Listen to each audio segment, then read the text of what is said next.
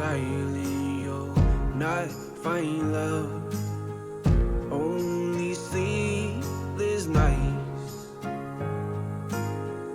I'm just a ghost of the man I was, too weary to fight. Hey guys, welcome to Beyond the Beard podcast, a podcast dedicated to discovering true masculinity. Thanks for joining us today. We are excited to bring on a special guest, a gentleman who actually has had an impact on all three of our lives. One more so than the other, and that's probably because it's his, Matt's his kid. But nonetheless, both Mike and I have been impacted by you. Leo, why don't you introduce yourself, man? Well, hello. Hey, it's great to be here. Yeah. And Tim, thanks for having me on your program. My name's Leo Swiontek, and born and raised in Wisconsin, good old Green Bay Packer world.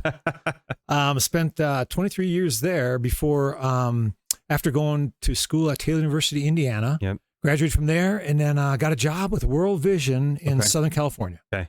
And it was there working at World Vision that I met my wife, Tracy. Yeah. And we were blessed with 4 children while there in Southern California. One of the many jobs I had there was with Focus on the Family, hooked up with them. 2 years later, Focus says, hey, we're moving to Colorado. We got out of California, came to Colorado, and it's been since 1991, so about 33 years here in Colorado. So it's been awesome. That's awesome. Man, what a change, I'm sure, going from Green Bay or from Wisconsin to California. Yeah, that was loaded up my brother. He sold me his 1972 candy apple red Mustang. Oh, man, if only you had that right now. Yeah, I know. I sold it to some California guy. And so we I loaded that up. And it's funny when you're just graduating from college, all your belongings can fit in the back of a Mustang. Yeah. And so you take it to California, and you start working your jobs there. And it was a great 8 years in California. But I was glad to get out of there and come to a smaller city. Yeah. And just where the kids could grow. It was nice. Yeah, that's awesome. What are you currently doing for work? So right now I'm employed with an organization called the Navigators. Okay. And just a really great Christian ministry. Their main goal is to tell people about Jesus, make Jesus known, and then help them disciple people. Yeah. And it's been a great place to work. And I work as a business systems analyst there. And that's been for 5 years now, and it's going well. Good. So you have 4 kids. So what, 3 boys and a girl? Yep. Man, what a challenging household, I'm sure. Yeah. Tim, I'll tell you, when you really, you go through stages, right? You go through stages when they call it almost the great years, when kids get like 5 to that 11 age group. Yeah. And it's just incredible. You just have a great time. They love you. They look at you like you're the greatest man that ever walked this earth. Yeah. Yeah. And then all of a sudden they hit the teenage years, right? Right. And then you gotta kind of navigate, work yourself through those teenage years without losing contact with your kids, but yet still incorporating discipline and loving them. And then the college years, and that's when someone said, Leo, you go from having to have hundreds of dollars to tens of thousands of dollars to get your kids through college and that whole world. And then you navigate through that, and then all of a sudden kids start getting married and all that kind of stuff, and grandkids, and wow, the different phases of life that you go through. That's awesome. And how many grandkids do you have now? So we have 6, and with another one on the way. Congrats. So that's going to be number awesome. 7, which is really cool. Yeah, that's how has that transition been for you? It's been good. It's at times it gets real busy. Yeah. Because all our kids live within the area. Yeah. They all live within, an hour of us. Yep. And so it's, hey, babysit the grandkids, do this, do that, come see their soccer games, their football games. Yeah. And so it's really, really busy, but it's rewarding because you get to go see them, but yet you get to dump them back to the parents. Yeah. And I get to go kick my recliner up and go have a good time in life. So that's nice. Awesome. No, that's good. From me knowing you, family's important to you. Yeah. Where do you think that started for you? Because, that it's not that way for everybody. Some people, they grow up and, you know, their version of family is, hey, we get together on the holidays. Right. And that's it. You Right. know, Right. Where do you think that comes from? Man, that is a really great question. I look back, and this is something that maybe God had innately put inside of me. But I had nieces and nephews that lived in Wisconsin. Okay. And when we would get together, like you said, Tim, it was like always during the holidays. It was always like during either Easter or Christmas or Thanksgiving. Yeah. We'd go to their house. They'd come to our house in Wisconsin. My nieces and nephews would come, and their parents would go play cribbage or cards or something like that. And I would take the kids down in my basement. And we would just play games, and I would just run them around. To this day, they still call me. They're all 40-something years old, and they call me and say, Uncle Leo, you remember when we had that old red cart? You'd take us and run us around that dirty old basement of Grandma Swan's. I said, yep, I remember doing that. And then we go outside, play football and basketball and everything. So even back then, I had a love for just getting out and doing something instead of just, I thought it was valuable. Yeah. Just that kind of sense of family. Yeah. No, that's good. I mean, and I think that one of the things I wanted to talk to you about is something you demonstrated right there, leadership. Yeah. Right. Yeah. Clearly that is something that started when you were younger. Mm-hmm. Maybe walk me through. Well, before we get into that, actually, I have a question. Something we try and ask guests when they come on. You know, we try to understand what their thoughts around masculinity are. Right. Right. So for you, if I was to ask you, Leo, what does it mean to be a man? What is manliness? What is masculinity? What are your thoughts on that? Wow. Well, I'll tell you this. Different than Tim when you're growing up now in this world. Back in the 60s and 70s, let's see, I was in high school in the 70s. It was different back then. I mean, you didn't even question masculinity. Right. I mean, it was like in Wisconsin, we all went hunting, we all went fishing. Right. We loved our parents. Right. I got saved at an early age when I was a sophomore in high school. And that, I mean, picture it or not, you know, here it is, you know, who'd have known 30, 40 years later, I'm coaching a Final Four team here in Colorado, right? And back then, I'm on my hands and knees washing my mom's kitchen floor. I loved her. I helped her. I vacuumed. I helped my dad on the garden. And then I would, after I got done with that, I'd say, hey, is it okay for me to go play basketball? Go do this. Yeah, you go right ahead. Yeah. Come back in the afternoon, help do some more chores around the house. It was like natural to be a man. And so for me, masculinity started out as just, I really look back at that and really, to be honest with you, Christ made such a difference in my life that you talk about servanthood. When you talk about masculinity, I think the number one thing is you got to be a servant. When you look at real men, they serve. Yep. Whether it's in their church, with their families, with others, they have a heart to serve. And I think that started with me in those early years when I got saved, being at home with my parents. I remember getting in that Mustang that I was telling you about going to California, and I made that decision to go work for World Vision in Monrovia, California, and that was 1983. And I loaded up the Mustang, headed out there, and I'll never forget the day my parents were just bawling their eyes out because they knew I loved the Lord. They knew I loved them. Yeah. They knew they had a servant in this house, and they knew that going, man, that's a long ways away, 2,500 miles away, more than that, 4,000 miles away. Yeah. It was just, I wasn't going to see them very often. So, but I think servanthood is huge. Yeah. When you ask me about masculinity now, growing up and in this age, I think it's what the Bible says, love your wife as Christ loved the church. I mean, look at the world we live in now. I mean, everybody's looking for an exit sign to get out of their marriages. And here Christ told us to love our wives as Christ loved the church, again, which means death to yourself. And so, I mean, there's those two areas right there. And then again, it's, I think the other big one is humility. I think you have to be humble. I mean, you look at Philippians chapter 2, and Jesus gave it all up to come down to earth to save us, to give us eternal life. And he talks about, hey, look at others as better than yourself. Yeah. And I think those three things right there help lead you into masculinity. Yeah. And isn't that funny? You talk about death to self. Yeah. Because when you think of masculinity, you think of guys going to the gym, right? Yeah. Gym, working out, pumping iron, big giant muscles. Yeah. But that to me is just like, nothing wrong with that. Nothing wrong with that. But when it becomes your God and that becomes, it all becomes self-centered. Yeah. When anything in life becomes self-centered, I think that's when you lose that sense of what manhood is really all about. That's good. Hope I haven't bored you too much. No, it's interesting because some of the things that you hit on are themes that we are continually seeing as we're talking to other guys. Even as we're looking at men throughout history, we're even looking at fictional men. Yeah. And these are components that are just baked in. You know what I mean? And we're talking, I mean, granted, you know, we haven't gone too far back, but we have looked at some other cultures, and those are themes that continue to pop up again across time, across different cultures, different eras. So I love that you said that, because I think that those are probably the 3 hardest things you can do. Like when I think about it,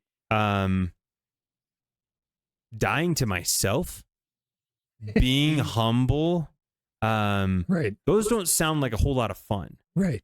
Like that takes work. It does. Right. It And does. that, I mean, yeah, so I love that those are the 3 things you kind of like pointed out about masculinity. Well, and I even think of, fathers raising kids in this world. Yeah. I mean, you've got to spend time with those kids. Yeah. And, people talk about quality versus quantity and all Right. this. I just think it's important to be there for them. Mm. And you know what? I gave up. I gave up big, high-paying jobs in IT, software developer jobs. Gave them up, and worked for Christian ministries for like, I would say probably 20, 25 years out of my 43 years, Yeah. maybe 20 years. Yeah. And it was during the critical years of high school and junior high that I was working at Focus on the Family, and also working at Fuller Theological Seminary and World Vision. Cool. Yeah. But there, they expected you better get home. You better be with your kids. And so the pressure's off.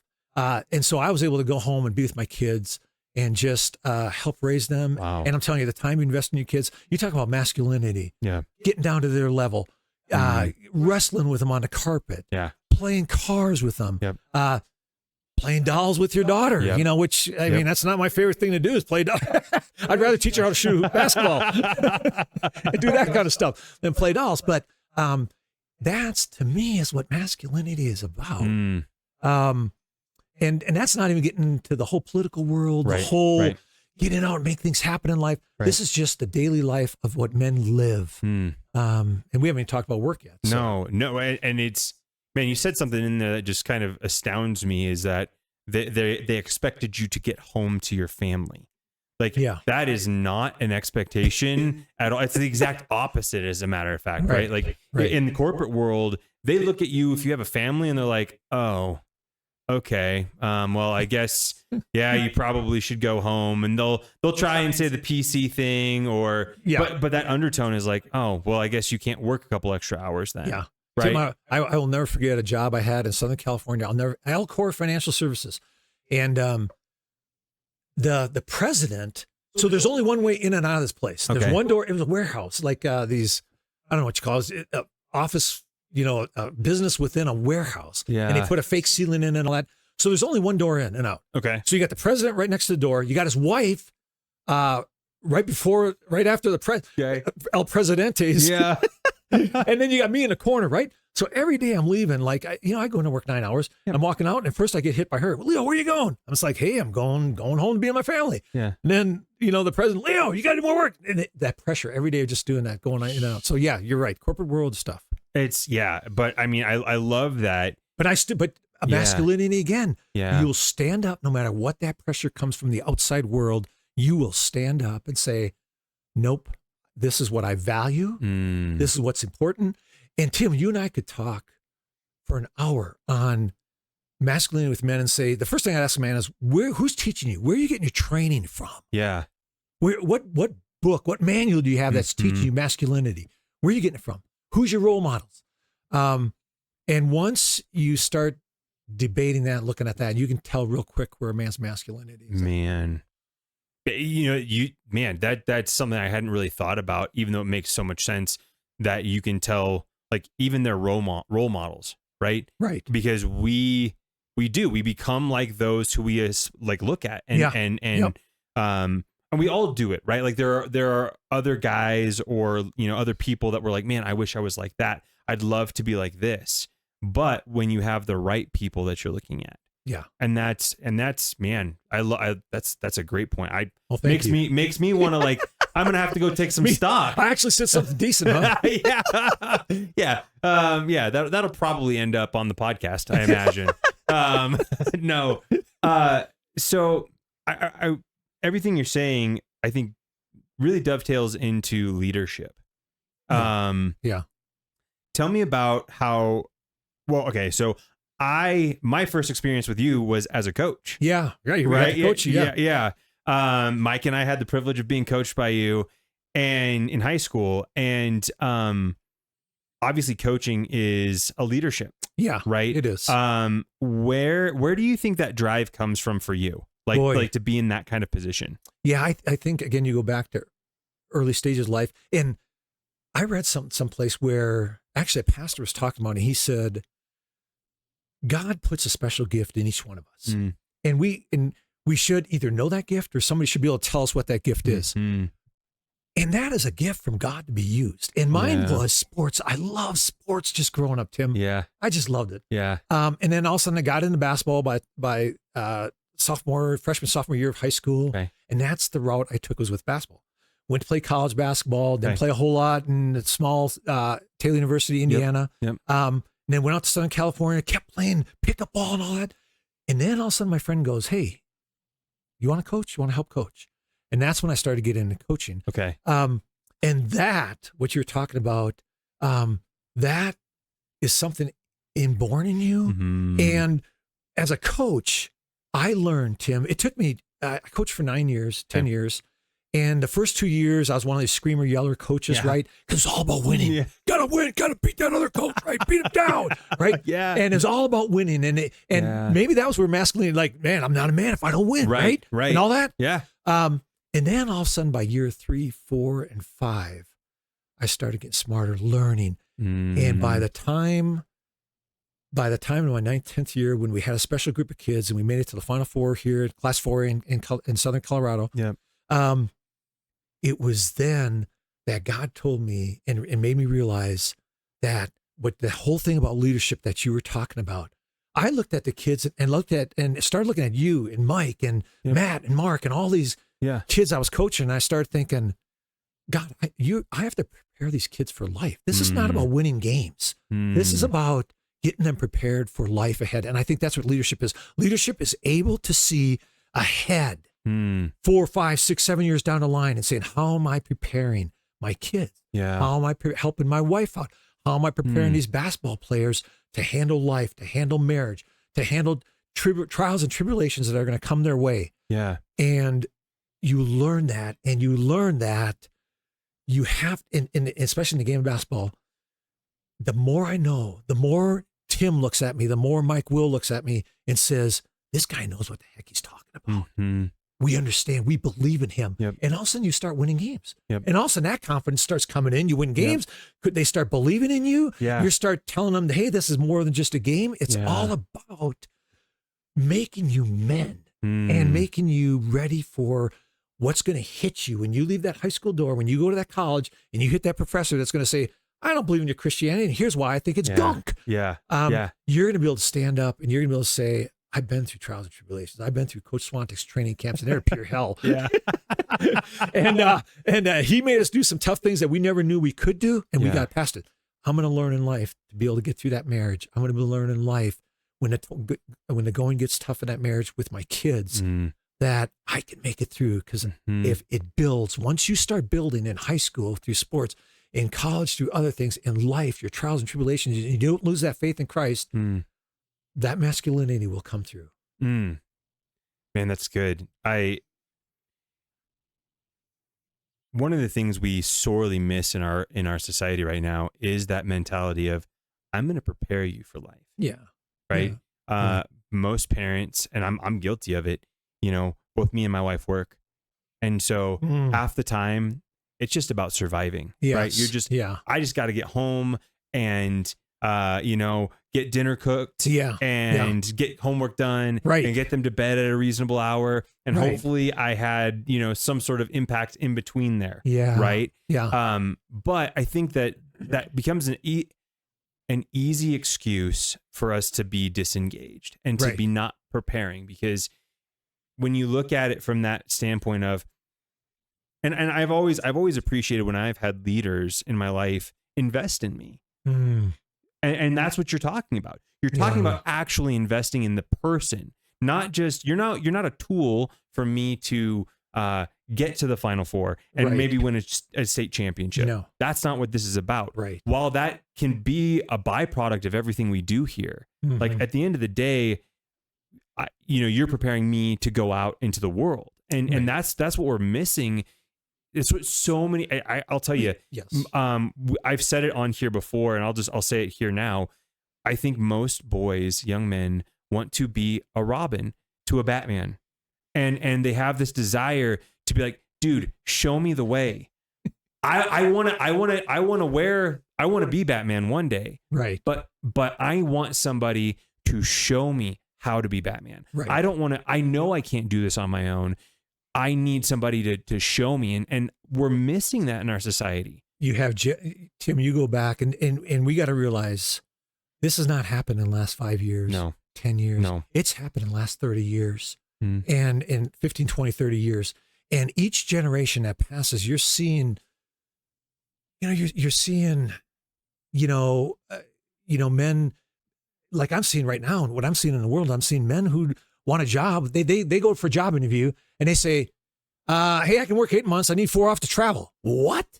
Whoa. Where does that come from? I mean, you're looking at men that they don't want, what is their goal in life? Like you said, what have they been, what are they facing? What are they heading towards? Right. Because if marriage is not important to them, having kids is not important to them, what is important?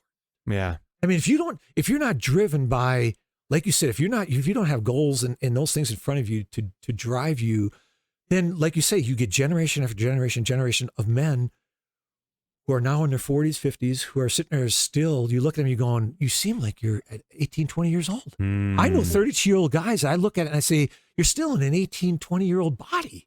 Yeah. You're not taking on the responsibilities that you should. And again, all it takes is a set of parents and their kids. Next thing you know, those kids have kids, and it just gravitates. So, yeah, you're right. The men that we see nowadays, when the going gets tough, it's almost they want to run. They want to go the other way instead of sitting there saying, "Hey, I can handle this." And again, what I would really love to ask these men, "What is your purpose in life?" And I'll bet you we could get down to, it's all about me. And I don't want to die to self. I don't want to serve somebody. And it seems like they have no focus. And I don't know if you've seen that or not. Oh, absolutely. I think that kind of defines my generation. Yeah. Right. And the up and coming generations, Gen Z, and it'll be Gen Alpha, which is the newest generation that's right. It'll be interesting to see. There seems to be a pushback against like what and really it's interesting. You know who Simon Sinek is? I haven't heard of it. Okay. He is Mike, what is he? He's I don't know. He's a thought leader, I guess you could say, motivational speaker. Okay. I don't agree with some of the stuff a bunch of the stuff he says.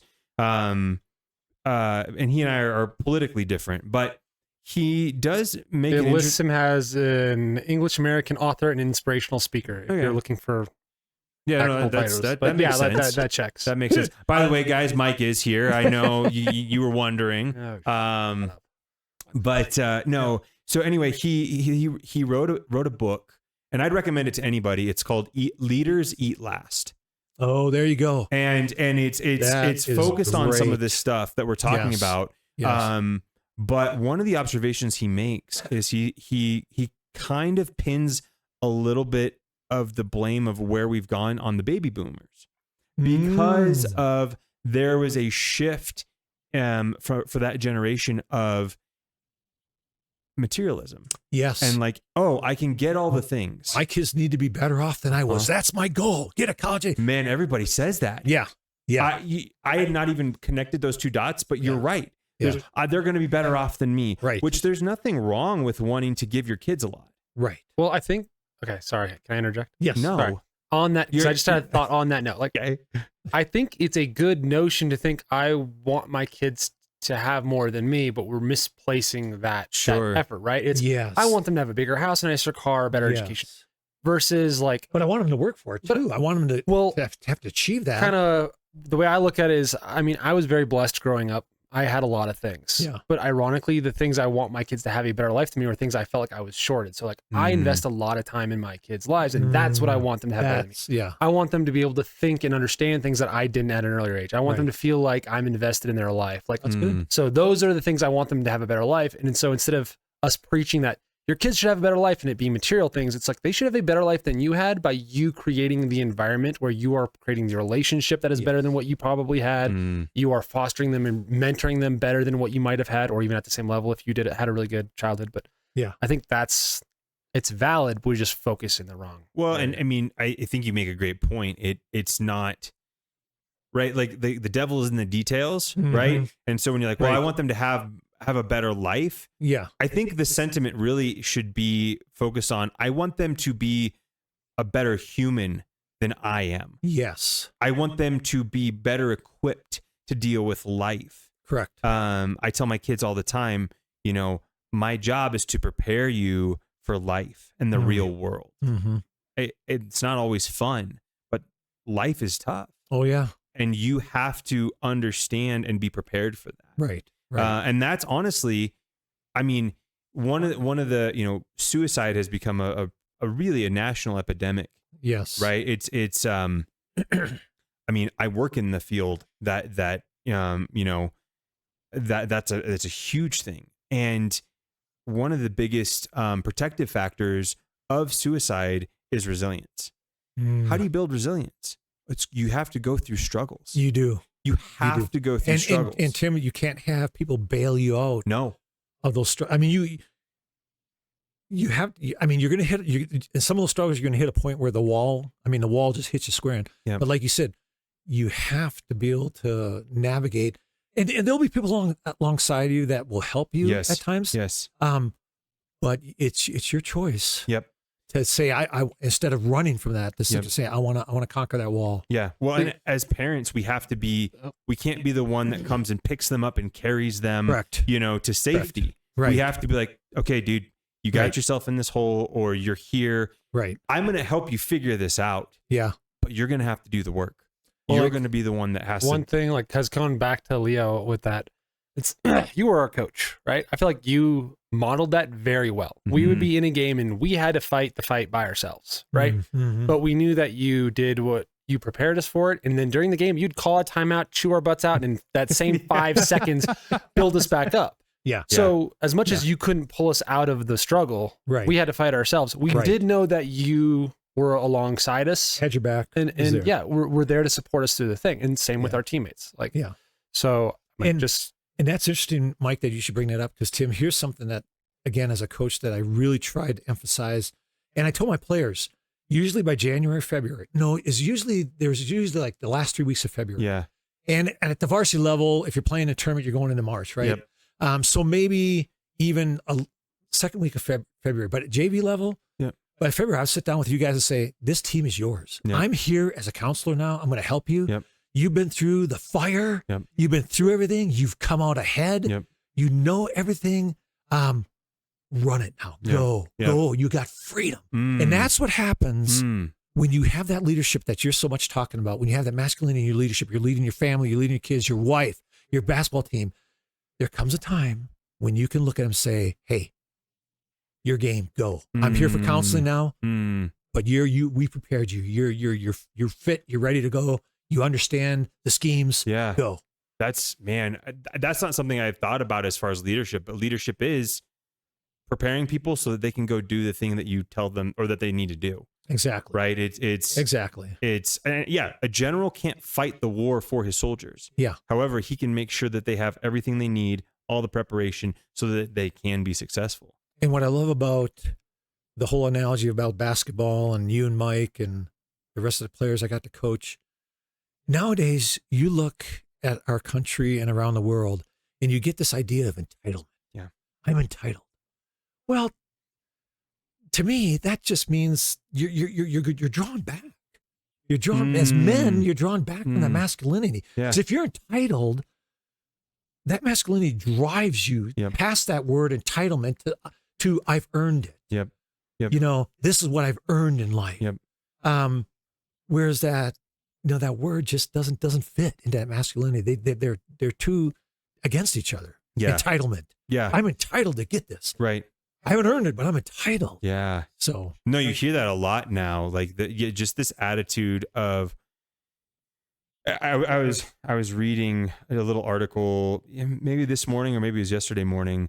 But there are companies that are coming out now going, yeah, we're not sure if we're going to hire Gen Z, new college grads. Yeah, I've read all about that. Because of their work ethic and it's interesting because I do believe as a leader you do have to tailor your leadership to your audience, right? Like you can't coach everybody exactly the same. No, I'm going to go coach I can't coach fourth graders or fifth graders the same way I do you guys. No, I can't. No. But at the same time, there's still standards. Yes. Right. And so, to your point about this entitlement is really, it's handicapping guys. Yes. Right. Yes. They think, and it's interesting because when you believe that you just get stuff, you have no drive or desire to perform. You have no desire to do something bigger than yourself because you are entitled to everything. So the only thing that's big in your world is you. Yep.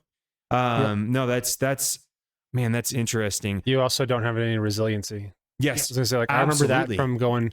Yeah. Leo was my JV coach first, then we moved to varsity.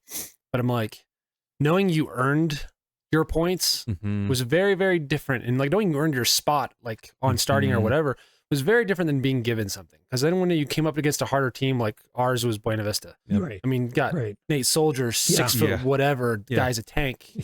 6'7". It was huge. But you have this. Team was huge. Oh yeah, the whole There's team was something huge. in the water up there in Buena Vista. But knowing that you've earned your way to whatever the spot and Right. every point you've got, you come in and you face adversity and you have a level of confidence. Not necessarily like, I'm not going to beat Nate Soldier. I knew that was like hard to do. But I wasn't scared of the opportunity when it came. Right? Yeah. It was like, okay, I have a resiliency. I have a confidence in my abilities because we've worked it. We've earned that thing. And I think that's a disservice we're doing to the next generation by allowing them to be entitled to the things they are given instead of earning them. We are shorting them the opportunity to build the resiliency, to build the confidence that it yields. Right. Yeah. No, I think, man, the idea of like competition and being competitive, there is a limit on where that's healthy. But I will say, I learned like I enjoyed being competitive. I enjoyed just competing because that, for whatever reason, that made me feel alive. And I think there's some biology at play too. I think if you go back, 1,000 years, right, life was not easy. You were literally, everything was life and death, and God created us in a way that could handle that. Right. And now I have a buddy who's a therapist, and he says, this isn't real life. These buildings, these supermarkets, this isn't real life. And what he's getting at is like, we weren't created to live in these houses, to be in all this fake light and all this stuff. Like there are biological things in us that we need, that needs to be outside, that needs to be engaged, we need to compete. We need to be doing these things. And so, no, I think those things are really important. Having to earn your spot, having to, I always think about Tom Brady, not my favorite guy in the world. And, we all have our faults and he has his, but one of the things I always heard about him, one of the things that was always said about him was he loved the grind. Yeah. That's one of the things that made him so amazing. Yeah. He loved doing the work. Right. And that is not always fun. Right. You think about all the drills, you think about, running sprints and doing all these unfun things. Yeah. But when you find joy in those things, right? That's what makes you successful. That's what makes you a man. Yeah. Exactly. Leo, I'd love to hear a little bit more about your coaching journey. Sure. Why don't you take us through that a little bit? How far into it were you when you kind of started with us, and then where did that take you? Yeah. So I started in 1997 at Liberty High School. Okay. And my friend Tom Dorman, who worked for FCA, Fellowship of Christian Athletes, he was hired as the C Squad coach. Okay. And so the JV coach was going to leave, and we have a high school here called Pine Creek, and brand new high school was opening up, and Dick Castle was going to go do that job. And Tom said, Leo, come on, why don't you be the JV coach at Liberty High School? Yeah. So I had to work a whole year under Dick Castle. Okay, now you talk about mentorship. Yeah. 1 year under him. And then I'm thinking, okay, and at the end of the year, they'll hire me. Well, at that time, Jim Chapman, he didn't hire me. So all of a sudden we're going through now May, June, and June is all summer league, right? Yeah. And so I'm coaching JV summer league and all that. And I look at Jim, I say, dude, are you going to hire me or not? I mean, come on. Yeah. And then the coaching world, you want to hire people who you can trust. Yeah. And at that point, Jim didn't really know who I was. Okay. But he had heard enough about me, said, okay, hey, here's JV's job's yours. Okay. So first year at Liberty High School, coaching, and like I told you, I was a screamer, a yeller. And I remember we were playing Coronado one time, and at halftime we were down by 20 points. And I came in with a water bottle, and all the players are sitting down, and there's a nice solid wall just in front of me. And I take that water bottle and I just wing it at the wall, and it just smashes. And water goes flying all the players look at me, and I'm just laying into them, and that wasn't right. Again, Yeah. And so and I won 3 games. I went 3-6, 4-12 that year, first year. Yeah, pretty bad, really bad, right? That's rough. I think I would have fired myself. But get this, that year I go 4-15 or something like that. At the varsity level, we have ringers, and we go all the way to state, and we win state, and I get to sit next to Jim Chapman. I get to experience that state run. Okay. All the way there, get to see what it's like to sit, win a state championship game. Do 2 more years at Liberty. My kids start going to the Classical Academy, get out of there, go to Classical Academy, and then start coaching there. And boy, those 3 years at Liberty, I went into the Classical Academy experienced. Yeah. And Tim, I'll tell you, it just made such a difference. Yeah. Next thing you know, by the way, my last year at Liberty, I think I won 10 games. Hey, not too bad. 10-8. Hey, I was moving up the ladder. Maybe 11. I can't remember if it was 11. And then all of a sudden we get to TCA, and it's just you win and you win and you win, because all of a sudden now I'm learning what it means to be a true leader. Okay. And it's not just the screaming and the yelling; it's preparing. It's I always said basketball players are made between March and November. Mm-hmm. When the season ends, you get your offensive skills between March and November. And you can almost apply that to life. Yeah. And just sit there and say, hey, there's some times when you're in your off season, whether it's marriage or whatever, but you still got to work your tail off a little bit in that off season. That's good. When you're not going through the struggles, and maybe you have a quiet phase with your wife or with your kids or whatever, and things are going great, you still can't get too lackadaisical. What's that word? Lackadaisical. There I got you, buddy. You've got to still keep preparing. Yeah. And so, after those 3 years at TCA, went really, really well, did great. It was really sad. What hurt me during that time was to watch the way I ran the JV program, and then you guys go to the varsity, and it's a totally different situation. Mm-hmm. And that really, as a leader, there's an example of being a leader, but you can't do anything about it at that point. And I kept saying, boy, I wish he would get out of there so I could jump in and help you guys. Yeah. Never happened. And so by the time my kids started to get up there with this coach, then I had to step down. So I got out, Tim, after that, after 6 years, got out. Yep. 15 years later, thought I'd never coach again. Yeah. Never. Yeah. I go to a baseball game, get this baseball game. Yeah. And all of a sudden I go get a hot dog at the stand or whatever, Sure. TCA, right? Yep. And Gary Geiger's there, and he looks at me and he goes, Leo, you ever think about getting back into coaching? And I go, what? And so I've been watching TCA play some basketball. Yeah. And I really liked Kevin Wanger, the coach that was there, and I really liked what he was trying to do. And I said, what's going on? He said, well, Kevin's assistant's leaving. And he said, he needs an assistant, number one assistant. I said, really? Okay. So I went home and talked to Tracy and prayed about it and became an assistant. Okay.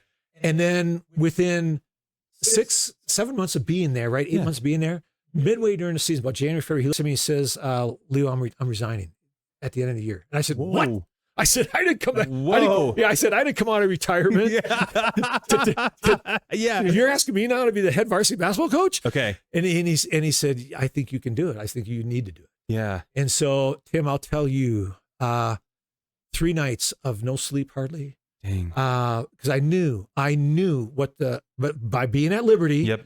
going to the state championship, winning the state championship, watching what the head coach, I thought when I first got into coaching, I thought I knew it all. Yeah. Oh, I thought I'm going to show this Jim Chapman of Liberty how to coach. And my God, after one season, I would look at Jim and I go, you did all this? And he goes, Leo, you didn't see nothing yet.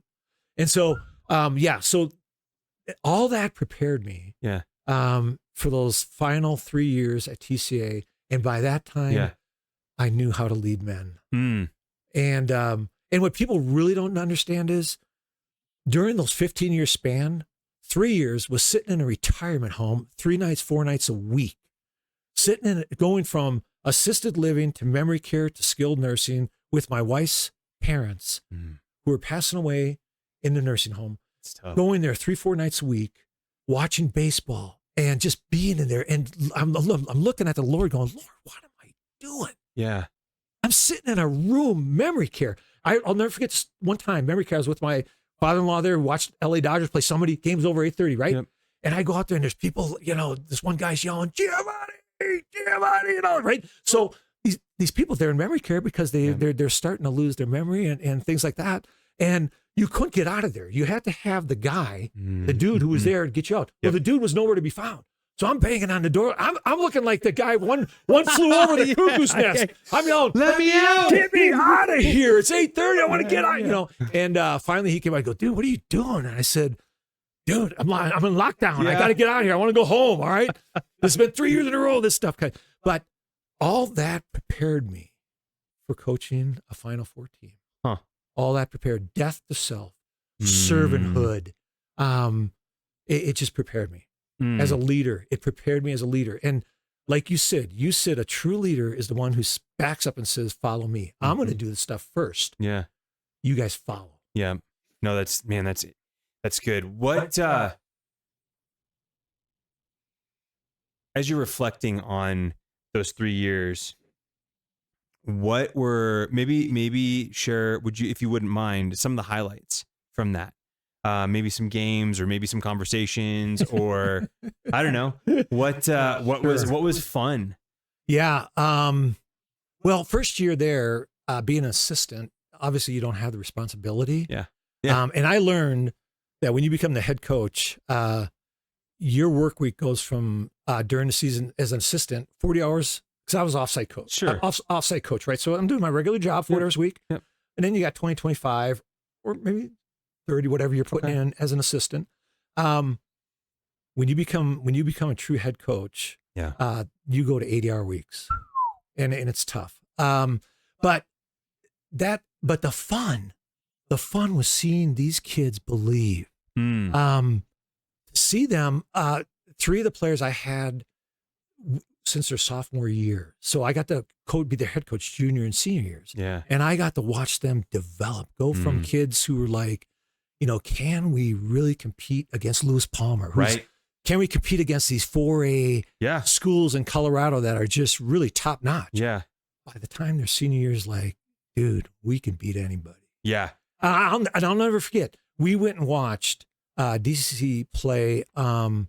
And Longmont at that time was a stellar, just like Lewis Palmer, always getting to the Final Four, grade 8, all that. And 4 of our players came and watched that game. And I'm watching, I'm going, God, if we ever play these guys, we're going to get killed. Yeah. And in the back of my mind, I'm thinking that. Yeah. And then those guys came down. They were sitting up in the bleachers. They come down and I go, guys, what do you think of the game? They go, Coach, we can beat these guys. And I'm going, in the back of my heart, I'm going, wow, these guys.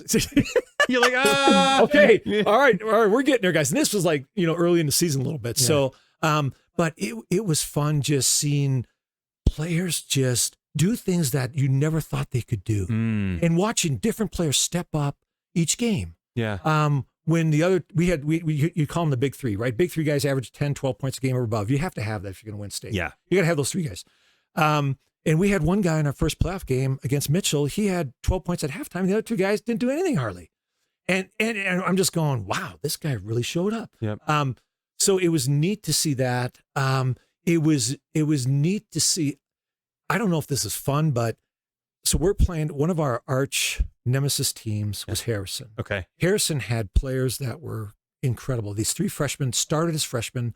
By the time I got them, they were sophomores and juniors. Okay. Never beat them. I never beat this team ever. Dang. And so last time we played them, that year we went to the Final Four, we were playing at Harrison, and we at halftime, I came in, we were down, and I just laid into the guys in a good way. I looked at my top three and just laid into, you guys disappear. Where are you? Why do you disappear during these big games? Right. And then after we lost, and after and this is that year. Now this is back in January sometime. We're playing Harrison, right? And so I come in after the end of the game, and I got tears in my eyes, and I look at it and I go, and I look at them, and they're just looking at me, and they're saying, "Coach, why are you crying?" I said, "I want to see one dang game where your offense and defense is all together. I just want to see." And Tim, we never lost another game after that. Dang. We never lost another game. We went on a roll, and we never lost another game because I think they saw, they started believing in that. Hey, this is pretty serious stuff. Yeah. And we have the talent. Right. We can do it. Right. We need to take that leap now. Coach has been leading us for 3 years now as sophomores. And now we have got to put this team on our shoulders and not leave it on his shoulders all the time. So I think that's, again, that masculinity, that leadership role that we've been talking about this whole segment. Yeah. When the players take ownership and say, we got you, coach. We got your back now. We hear you. So that was important. That's cool. But there's some great games. There's great games, and that whole final year. Yeah.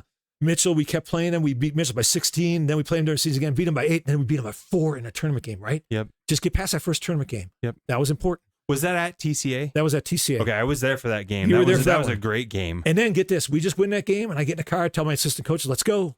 Road trip. So we go to Longmont. We go watch Longmont play. And Skyline. We watch both those teams play. Yep. And we come home. We play Skyline. So we go down there. We beat them. And that place was so loud. It was incredible. But we had fan base back in. It was incredible. It was fun, and we won that game. Cool. And again, it was watching players excel. We had a point guard, 6'4" point guard. He took it upon that game. He was going to lose that game.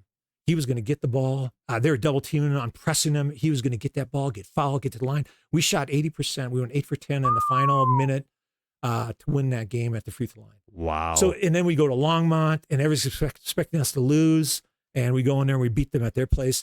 And the guys were just ecstatic. Yeah. And then COVID hits. Yeah. So, okay, I'm glad you bring that up then COVID hit. Because you've talked a bunch. You've mentioned it a couple of times here. You were in the Final Four. Yeah. And so for the audience, right, you guys are getting ready. Practicing. We practice Wednesday night at CSU Pueblo. Yep. Exciting. And then during that previous weeks, we had scrimmage Pueblo West. Yeah. We never beaten Pueblo West. And then scrimmage, we never had our starting team. Every time we played Pueblo West way back when, never had our starters. We scrimmaged and we rocked them. That's awesome. And so all of a sudden we're playing Pueblo West in the Final Four game. And our guys are feeling, you could just tell them, Tim, we're going to win this game. Yeah. We will beat Pueblo West, and then it's going to be the other two teams we're going to play. And then at that point, whoever gets that championship game, anybody can win it. Right. Anybody can win that game. Right. And so it was really exciting. And then Mark, my son Mark comes with that practice on Wednesday. And so at CSU Pueblo, when we're coming back, we turn on the radio. And all of a sudden we're listening to basketball, and all of a sudden they say, NCAA tournaments, or NCAA's thinking about, and this is March 15th, thinking about stopping the NCAA tournament this year. And we're going, what the heck is going on here? Yeah. So then we go home. Thursday, we have practice at TCA. Friday morning, I wake up. We're all excited. We're going to play Pueblo West, 4 o'clock, Denver Coliseum. And 6:30, the phone rings. I'm driving to Navigators. Elson Gary. Gary, what's up? Leo, country's shutting down. You're done. No season. It's over. You're done. I need you to be at school at 11 o'clock. We're going to do a walkthrough. You guys are going to walk through. People are going to cheer for you. And he said, you're done. And I said, you're kidding me. I said, you've got to be kidding me. The greatest team ever in the TCA history, and we're done. And we did the walkthrough. I'm just bawling my eyes out. And I remember Tracy coming out, and she was crying after we got done with the walkthrough, and she handed me all the letters, the player letters and all their pins and everything. She just goes, do your banquet right now. And I said, no. I said, I'm not doing. And as a leader, I just stopped, said, no.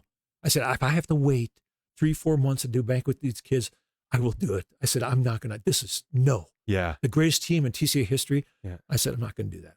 And we did it in July in my house with 12 players, myself, my wife. And that was it, Tim. That was it. Never got to do anything.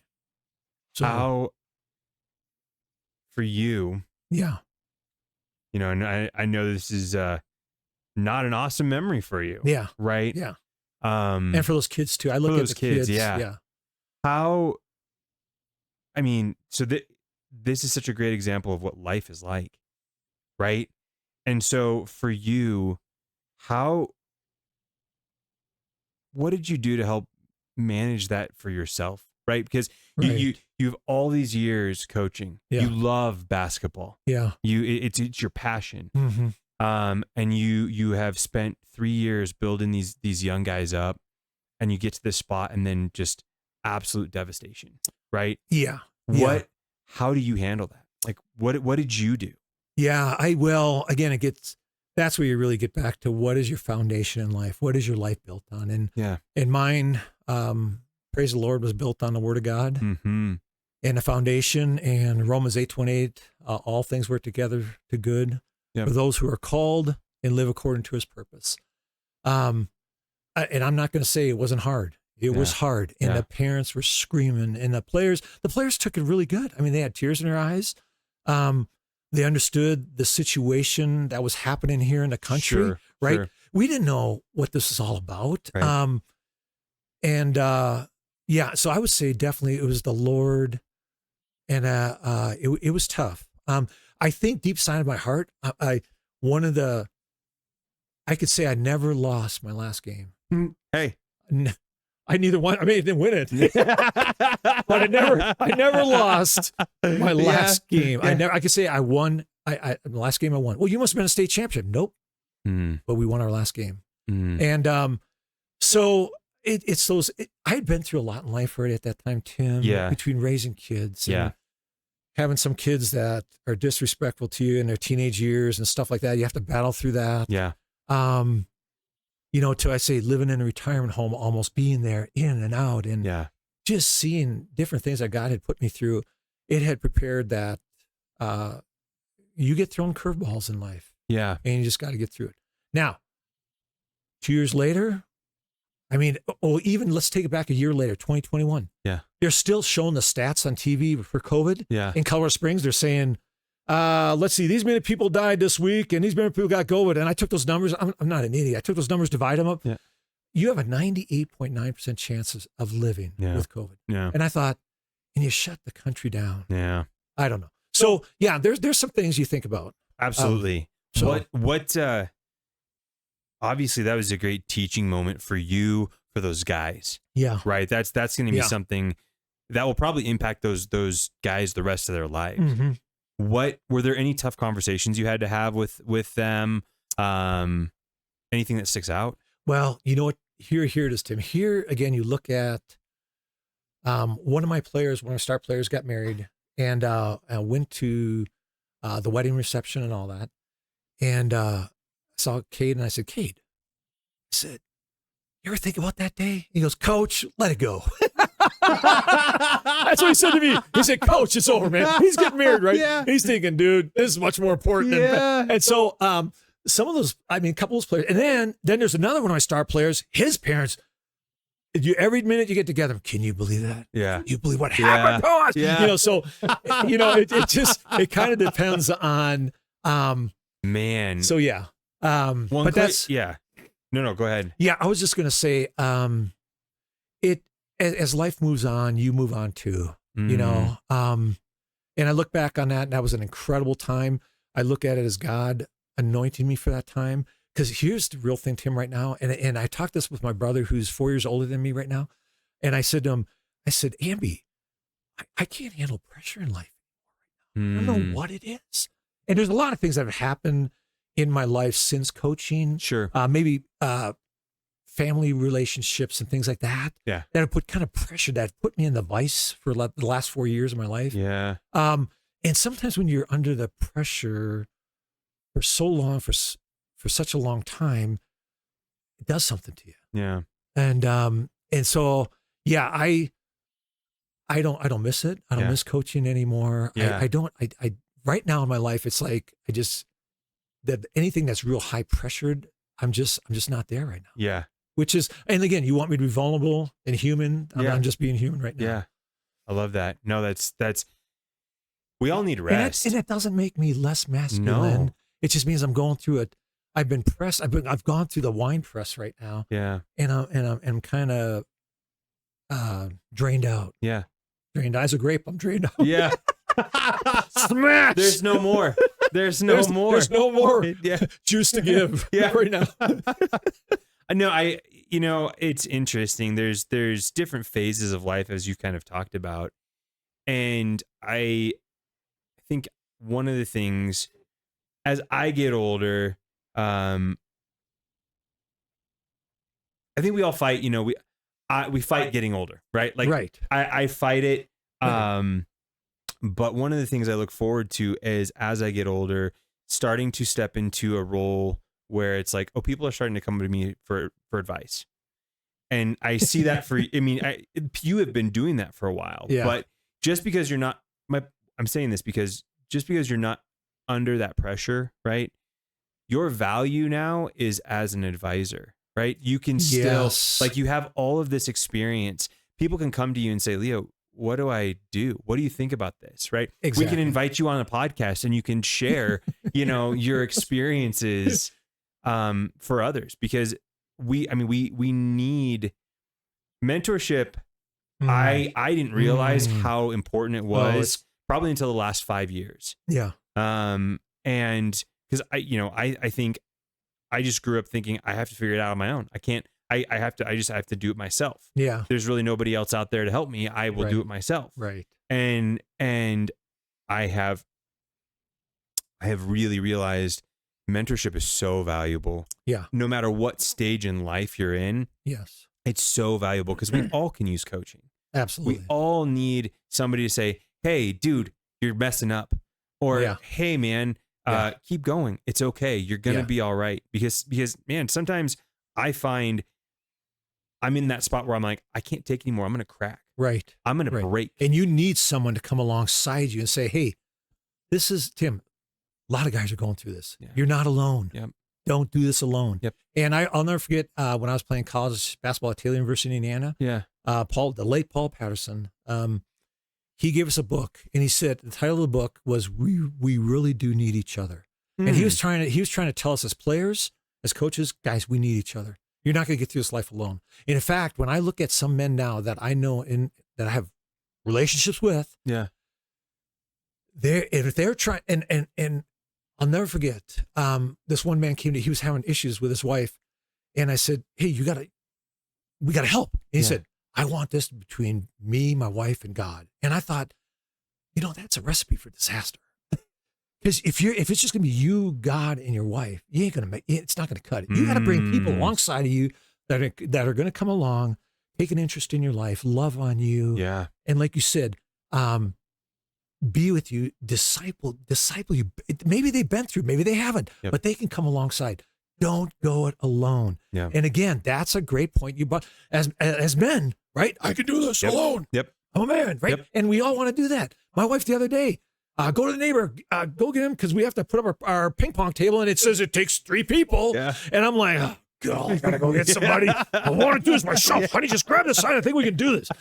So then finally Mark came over and we got it done. But it was like, men are so like, I don't want nobody. Yep. I want to do it myself. Yep. I I wonder if that's because a lot of us, one of the things, right? That's kind of the American way. Yeah. Right. Yeah. I'm. It's all about me. I have to. Back in the 1800s, you load your family up in the wagon, go west, young man, That's and right. make your land. That's right. Exactly. Yeah. You all have to do it on your own. Yeah. Which there's so many good things about that, but I think we miss out on a huge part of life in that we don't bring people along with us for that journey. And man, you say, that you didn't want to get him for that ping pong. Man, I look at that, like I'll see that little like symbol, with the two guys lifting. I'm like, nah, I can do that. I don't think that's right. Maybe you came with your guns. Yeah, I go, that's a challenge. Let me see. Is it really? Right. Yeah. Right. Exactly. But I mean, that's how you end up hurt. Yeah. Right. And then you're like out for a week or 2 weeks or whatever. Yeah. And the sitcoms make fun of it and rightly so. But it's one of those things where I think it's our American culture, but then also I think a lot of guys never really were told, hey man, you're capable. Right. You are capable. Yes. John Eldridge talks about, we have a lot of uninitiated men in our society. Yeah. And I think you see it in those moments, right? Yeah. I have to prove myself because I haven't to this point. Right. Society hasn't recognized me as this manly man, so I must need to keep proving myself. Yeah. And when you have what I have found, when you have a group of guys around you, all of a sudden they're like, hey dude, you're good, man. Yeah. Like, oh yeah. Really? Yeah. When man, I finally have some seniority in my field. So I've been in the mental health space for almost 7 years. Yeah. And it's interesting now, there are people who've been in there for less time than I have. There's been a couple different people who've reached out to me and like, hey, I have a job decision. Can I just chat with you about that? Like, I just need your advice on this. And I was like, me? But you know who you called, right? Like, you sure you have the right number? But it's only been through having other guys around me kind of affirming like, hey, I know what I'm doing. And then you have those instances where people are reaching out to you like, oh, I guess I can, right? Like, I guess I do have something to impart. Yeah. I do have value. And so I think that a lot of guys don't have that affirmation. And so we're just constantly trying to prove we're men. Right. Yeah, you're right. That's it. And I was just thinking of my daughter and my grandson, John, today. They were at the park with their grandmom, and Bethany's been having a little bit tough time with John. He goes to Sunday school every now and then and punches a kid in the head or something. And get this. He even got written up. It's like, dude, in Sunday school? Oh yeah, he got written up in Sunday school. It's like, dude, if your kid does this again, we'll have to boot him out of the. It's just like, holy cow, he's going to prison at age 2. No, but so then today they're at the park and Bethany's talking. This is on the whole topic of you can't go alone, which you're talking about, Tim, and having people support you. Yeah. And this gal comes up to her and she has 2 boys and they're talking and she finally told Bethany, my kids, they're boys. They do the same thing. They fight. They hit each other. They do this and that. And all of a sudden Bethany felt a little bit better, realizing that you're not alone. And for men, you gotta understand, like we've been talking about this whole program, Tim. It's before you. It's there. Those trials, those tribulations, those steps, those projects, it's all there. Step out. Step out and do something. And then if you fail or if it doesn't work out the way you want it to, remember you got people alongside you that will come along and say, hey, you got to keep Michael Jordan. My goodness gracious. Yep. He got stinking cut. Yeah. What, his sophomore year, 8th grade, 9th grade, something like that. And he's like, no, this is never going to happen again. Yeah. When you fail, get up. Yeah. Get up and get going. Yeah. No, it's it's interesting. You brought Michael Jordan. It just made me think of the whole thing. You heard about how like him and Steve Kerr got in like a fight. They tried to like fight each other. Jordan, I tell you, I would put money on Jordan. Oh, absolutely. I would put money on Michael Jordan. Yeah. But he ends up talking about how that essentially showed Jordan like the kind of competitor he was. Yes. Right. And Yeah. so in one of the finals, instead of Jordan taking the shot, he passes it to Steve Kerr, and he knew that he was going to knock make it down. Yeah. But like to that point of, you have to have people around you who you can know and trust, Yes, right? yes. Who you know are going to make you better. And in those moments where you need them the most, they're going to be there. Right. Yeah. No, that's good. Tim, I think I mean, this whole idea of masculinity, again, you have to go on, what's your foundation? Yeah. What is your foundation for masculinity, and who are you listening to? What voices are you listening to? And because you and I know, and Mike knows as well, one set of voices is going to make you successful, and one set of voices is going to take you down the road of destruction. Yeah. And it's sad to see. You and I see it. Mike and I see it. Yeah. The society wants to make women men and men women. Yeah. And it's just sad to see that. Yes, it is. And I appreciate so much what you and your team are doing in these podcasts. I hope as you get more interviewees, I hope that they will bring a great perspective, that this someday will go live, and that people will be able to glean something on how, and men especially, on how to be masculine and live in this world. Love it. Well, shoot. I mean, that feels like a good spot to wrap, man.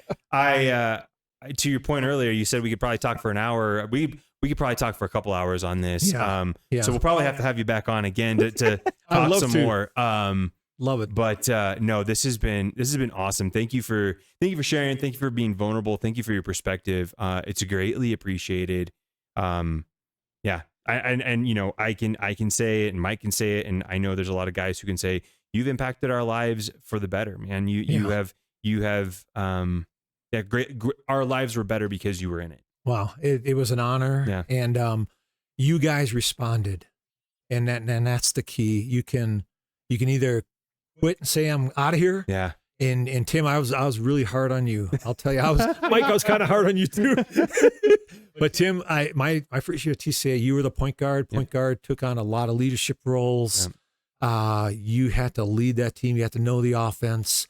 And I was so proud of you. And you hung through the whole season. You didn't quit on me, which I'm very proud of. No, it's funny. I reflect on it a little bit, and it's like, you know, anytime you were yelling, it never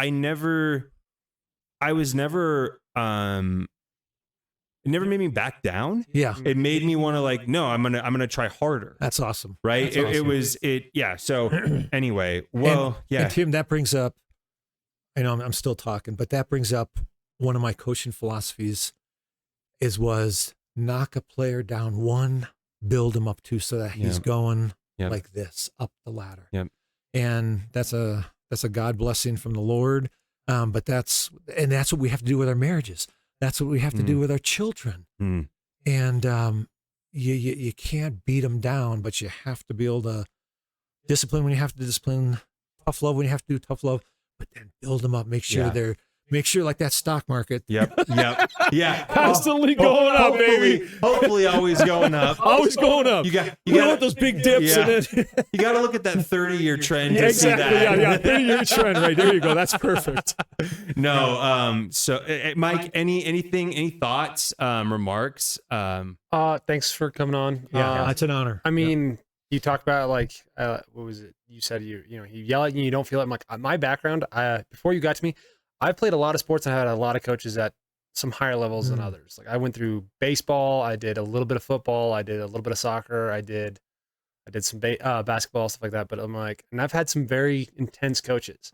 Yeah. And it is very true what Tim said. Is like, you were the only one where while you were yelling, you would say what we were doing wrong, but it was very much this, it didn't feel like an attack. It didn't feel negative. No. It felt like you could feel the energy building as you're going like, we're going to go do this now.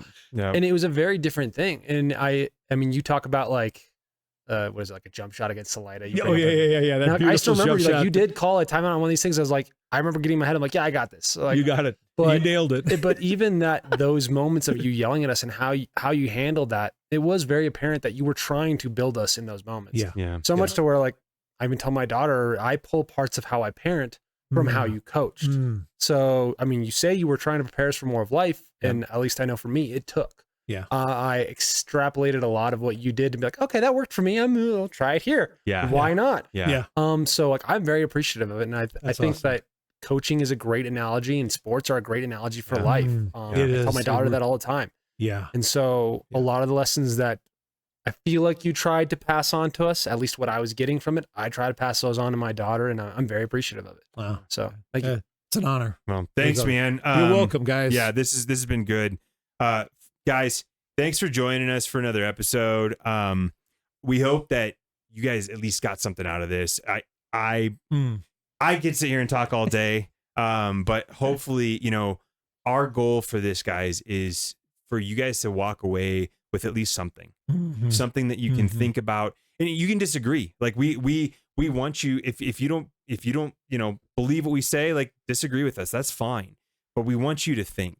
Our hope is to get you to think and re-examine, because we need to stand up. Like we need our trajectory is not a good trajectory right now. Right. And so all that being said, we hope that you guys enjoyed this episode. Thanks again for joining us on Beyond the Beard. We'll see you guys next time. Journey well.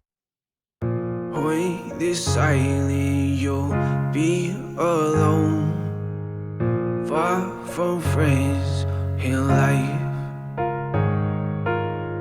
You'll spend your evenings getting stoned.